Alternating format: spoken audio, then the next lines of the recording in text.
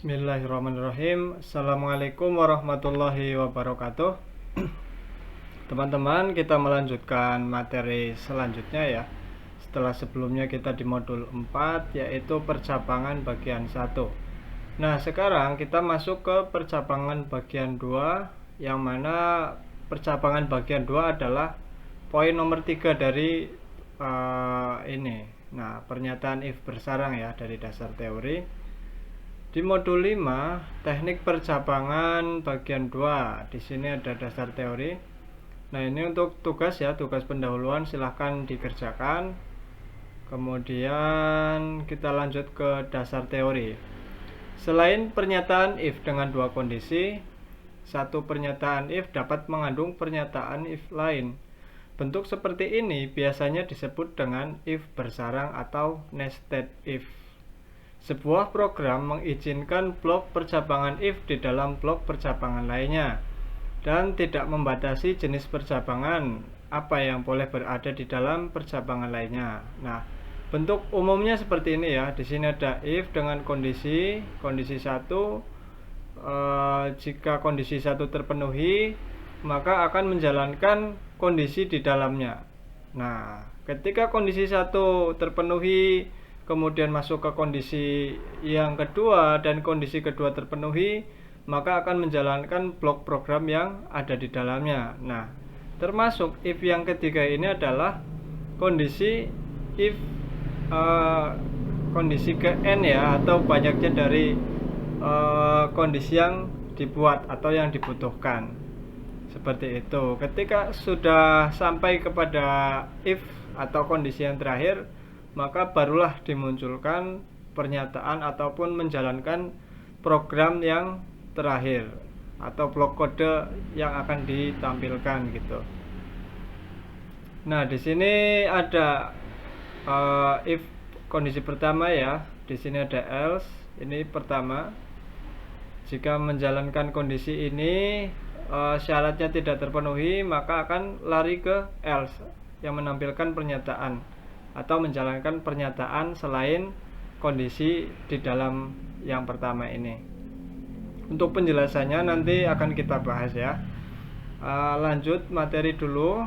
Pernyataan switch case merupakan alternatif dari if untuk masalah dengan pilihan berganda. Pada masalah tertentu, switch case lebih memberikan kejelasan daripada if.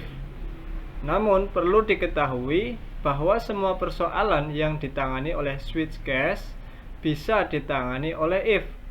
Nah, tetapi sebaliknya ya, switch case tidak bisa digunakan untuk memilih di antara lebih dari dua pilihan. Nah, ini penting ya.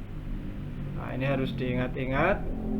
Kemudian switch case digunakan untuk menggantikan struktur if else if, di mana kondisinya mengacu pada variabel yang sama. Nah, ini bentuk umumnya switch case kondisi ya, switch case.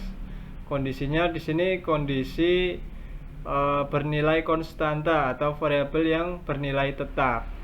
Ketika kondisi yang dipilih adalah kondisi 1 semisal, maka akan menjalankan perintah di dalamnya. Kemudian ada break. Kenapa menggunakan break?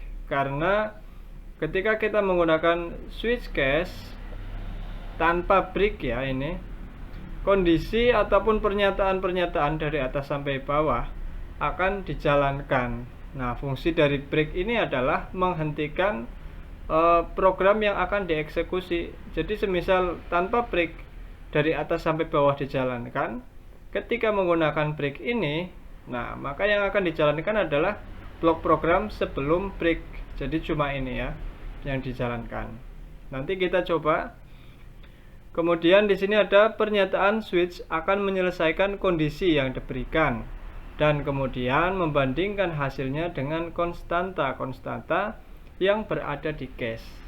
Jika semua konstanta-konstanta yang dibandingkan tidak ada yang sama, maka pernyataan yang berada pada default yang akan diproses. Nah, pernyataan default ini ya. Jadi ketika kondisi ini tidak terpenuhi, tidak memilih ini ya, tidak memilih ini juga, maka akan lari ke pernyataan default ini.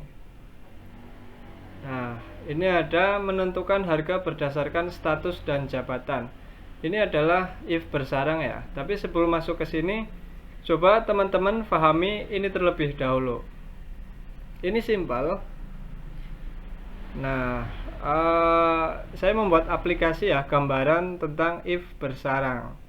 Di sini ada kabupaten, kecamatan, desa. Nah, nantinya ini akan menampilkan di atas nama kabupaten, nama kecamatan, dan nama desa. Yang mana jika syarat semua di atas ini sudah terpenuhi. Contoh, jika saya memilih Cilacap, kemudian di sini akan muncul kecamatan. Semisal pilih Maos. Nah, desanya akan kita milih Karangreja. Ketika kita memilih Karangreja, maka di sini akan muncul teksnya. Nah, tetapi kita tidak bisa memunculkan teks di sini ya, jika tidak ada syarat-syarat di atas ini tidak terpenuhi.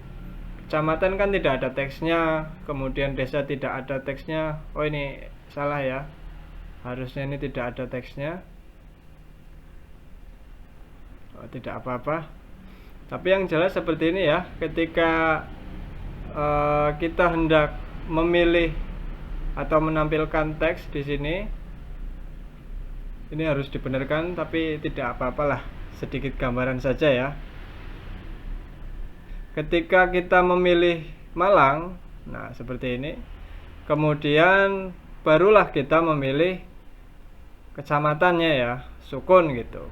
Setelah kita memilih Sukun, baru kita bisa memilih desa. Semisal kita memilih desa, barulah kita menampilkan teks di sini. Jadi berurutan ya. Ketika kondisi pertama terpenuhi, maka akan lari ke kondisi kedua. Ketika kondisi kedua terpenuhi, maka akan lari ke kondisi ketiga. Ketika kondisi tiga terpenuhi, maka barulah kita menjalankan program yang akan kita jalankan. Nah, yang di sini adalah programnya menampilkan teks seperti ini. Semoga bisa difahami. Kita masuk ke contoh ya. Salinlah coding program berikut ini ke dalam Dev C++. Nah, ini ada kode seperti ini. Sudah saya salin ke dalam kode blok ya. Saya rapikan juga menjadi seperti ini. Nah, di sini ada include ya, ada header, in main, kemudian deklarasi variabel. Di bawahnya ada teks. Nah ini perintah menampilkan teks. Ini ya. Kemudian scan F ini untuk inputan. Nah di sini harapannya adalah menginputkan ya nilai 1 ataupun 2. Kemudian di bawahnya ada pernyataan if strcmp status, petik 1 ya, satunya di dalam petik sama dengan 0. Nah, perlu diketahui strcmp ini apa? strcmp adalah perintah di dalam C++ atau C untuk membandingkan dua buah variabel. Yang mana seperti ini, ketika kita menginputkan angka 1 ya, angka 1 dijalankan atau diinputkan akan masuk ke dalam variabel status ya. Nah, status ini akan memiliki nilai 1. Kemudian kita masukkan di sini, kita bandingkan status ini bernilai berapa tadi? 1. Nah, 1 ini apakah sama dengan yang ada di dalam petik? Jika sama, maka akan menghasilkan 0. Nah, seperti itu. Jika berbeda, maka akan menghasilkan angka selain 0. Nah, cara membacanya di sini adalah jika perbandingan antara status dan yang ada di dalam petik menghasilkan angka 0, maka jalankan blok kode program yang ada di dalamnya. Nah, ini ya. Jadi yang saya blok ini adalah blok kode program yang ada di dalam if pertama ini. Nah, jika kondisi pertama terpenuhi, menjalankan blok kode program ini. Jika ini tidak terpenuhi, maka akan lari ke else if yang selanjutnya. Selain itu, jika perbandingan antara status isinya ya, dan yang ada di dalam petik ini sama, maka akan menghasilkan 0.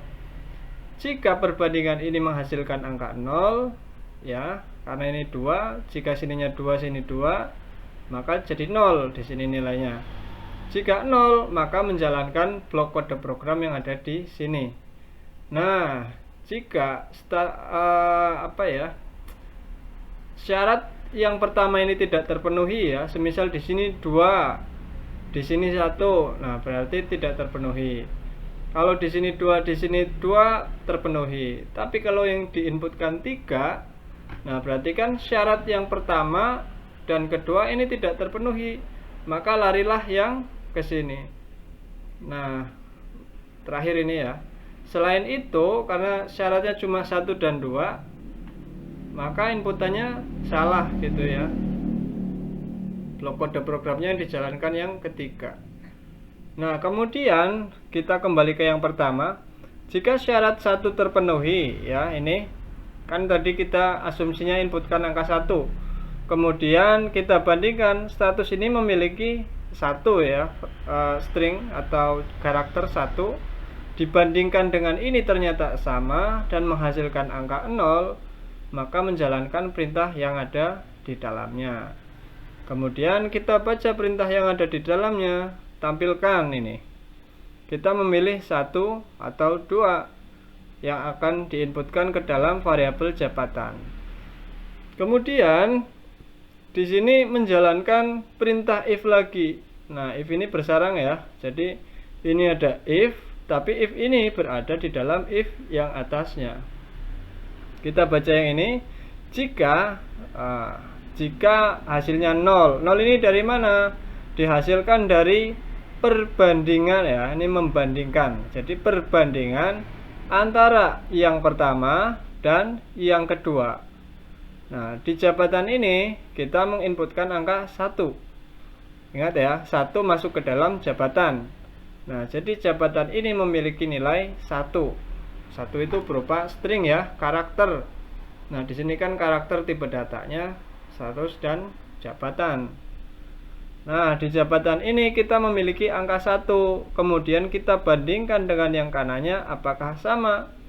Jika sama dan menghasilkan 0 ya, maka akan menjalankan blok kode yang di bawahnya. Pertama di sini memasukkan ya 80.000 ini ke dalam harga. Setelah harga ini memiliki nilai 80.000, kemudian tampilkanlah harga seperti ini ya. Jadi ketika nama variabel ini yang dipanggil, yang akan muncul adalah nilainya ini. Selain itu, jika kondisi pertama tidak terpenuhi, semisal kita menginputkan 2 ya, akan lari ke kondisi yang kedua ini. Jika perbandingan ya strcmp dari jabatan tadi nilainya 2 ya, jabatan bernilai 2 dan ini ternyata sama, maka menghasilkan angka 0. Jika ini menghasilkan angka 0, maka jalankan blok kode program yang ada di bawahnya. Nah, seperti itu ya. Ini cara membacanya ya, karena ini kan variabel, ini nilainya. Jadi memasukkan nilai ini ke dalam variabel, atau variabel ini memiliki nilai 120.000.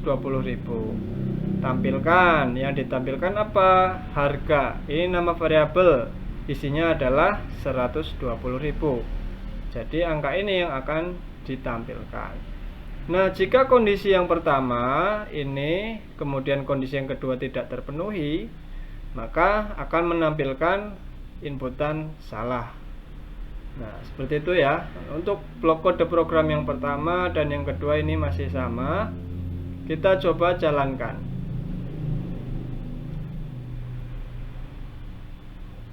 Nah, kurang lebih seperti ini. Masukkan status. Ketika kita memasukkan, di sini kita memilih ya, 1 atau 2. Saya memasukkan 1. Nah, maka akan masuk ke pengkondisian yang kedua. Di sini kan pilih mahasiswa atau non mahasiswa. Di sini saya milih 1. Nah, di sini kita turunkan sedikit. Nah, ini ya. Kita milih mahasiswa, kemudian akan masuk ke pilihan yang selanjutnya ini. Pilih panitia atau non panitia. Ketika kita memilih panitia, satu juga ya, otomatis nanti akan menjalankan blok kode program yang ini. Dari harga 80.000 sampai tampilkan harga. Nah, kira-kira yang akan muncul berapa ini? 80.000 ya. Kita enter. Nah, harganya 80.000. Seperti itu kira-kira. Kita coba jika kita mengisi angka 2. Pilih yang non mahasiswa. Nah, bisa dosen ya, bisa orang main, orang lewat ya, bebas. Kita inputkan set. Nah, pilihan 2 ini adalah kondisi di else if atau pengkondisian yang kedua. Nah, setelah kita memasukkan non mahasiswa, apakah ini adalah panitia atau bukan? Kita masukkan semisal non panitia, orang lewat ya, beli jajan gitu misal. Kita enter. Nah, akan muncul 150.000 yang ini ya. Jika jabatannya 2, yang dimunculkan adalah ini. Tapi semisal yang kita masukkan adalah di luar dari persyaratan. Ini kan syaratnya 1, 2, jika 1 atau 2 terpenuhi, maka ya tampilkan yang ada di dalamnya. Kalau tidak, menampilkan yang inputan salah. Coba kita memasukkan inputan yang salah, 3 misal. Nah, inputan salah. Yang akan dieksekusi programnya adalah yang paling bawah ini. Seperti itu kira-kira. Moga-moga mudah difahami. Kemudian kita, oh ya, saya ada sedikit gambaran tentang percabangan. Nah, seperti ini kira-kira if bersarang ya. Gambarannya itu seperti ini. Nah, saya sudah membuat sampel. Semisal di sini ada header ya. Ini kan dari blok kode program ini. Saya buat agar mudah cara membacanya. Kemudian ada in main. Ketika ada buka kurung seperti ini ya. Di sini kan ada perintah in main. Nah, otomatis akan ada buka kurung. Ketika ada buka kurung, maka itulah satu blok kode program berada di dalam buka kurung ini sampai buka kurung tutup. Jadi ada buka kurung sama kurung tutup.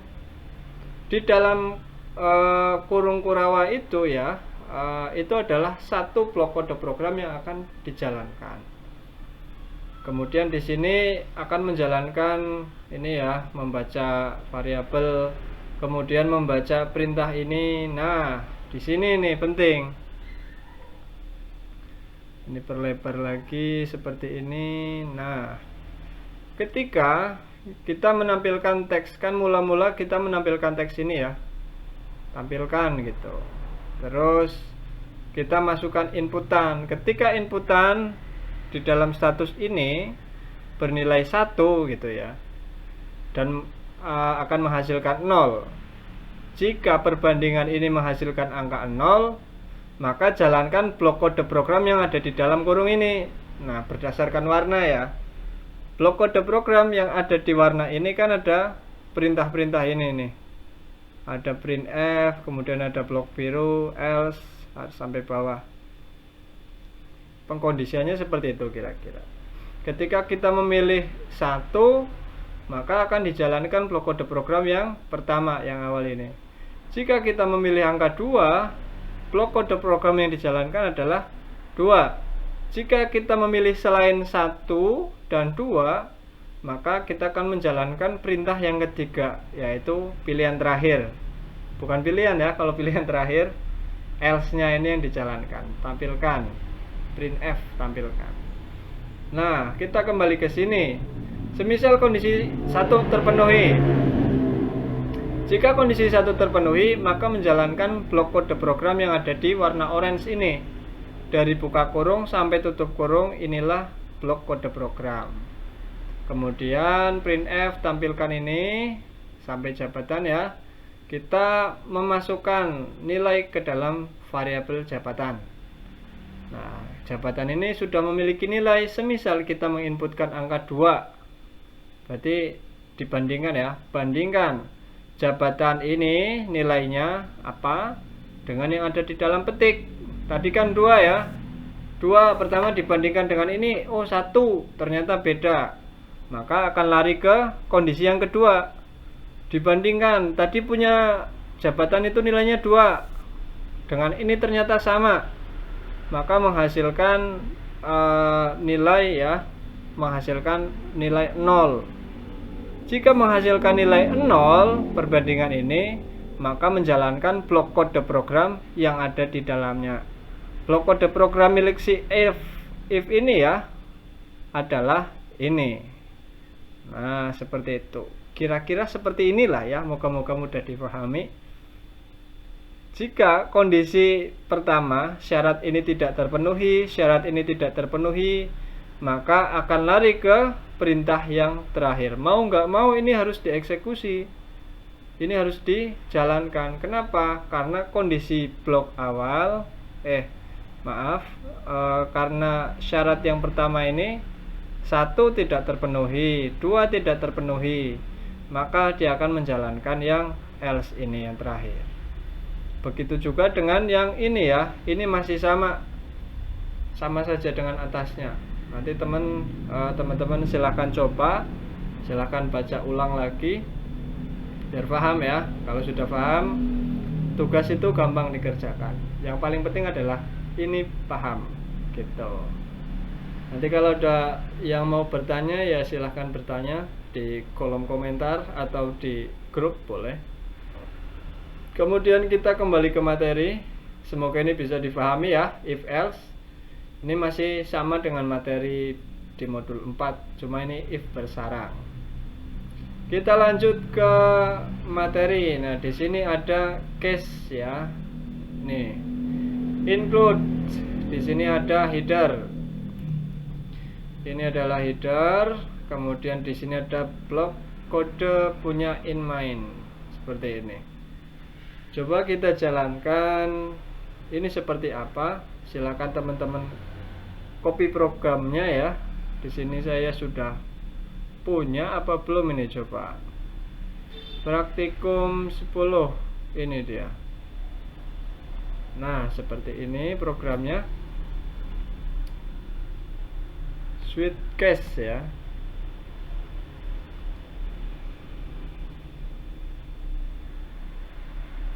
Ini biar gampang bacanya seperti ini saja. Dimajukan.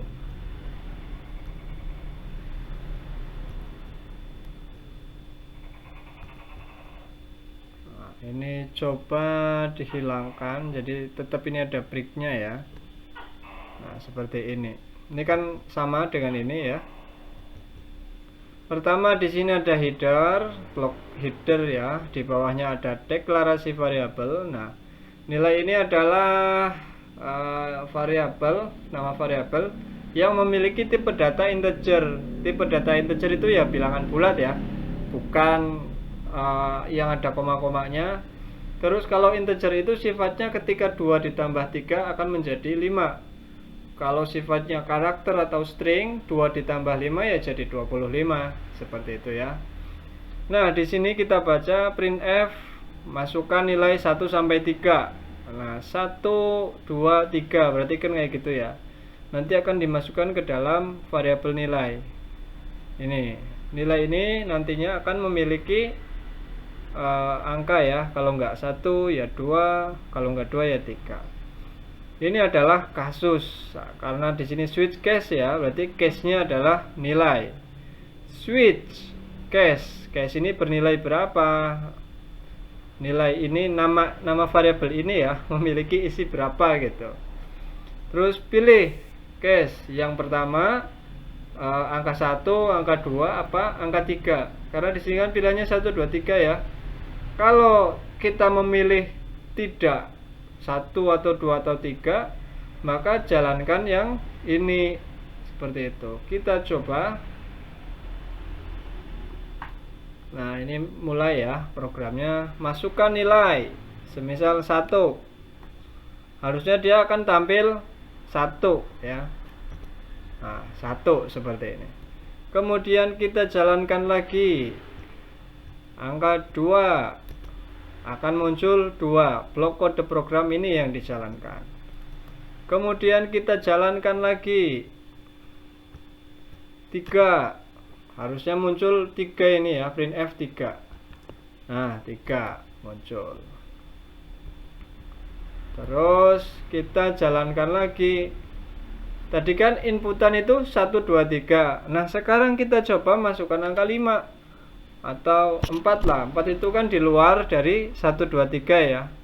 Kira-kira akan muncul apa ini? Kita enter. Nah, bukan nilai 1, 2, atau 3. Nah, seperti ini.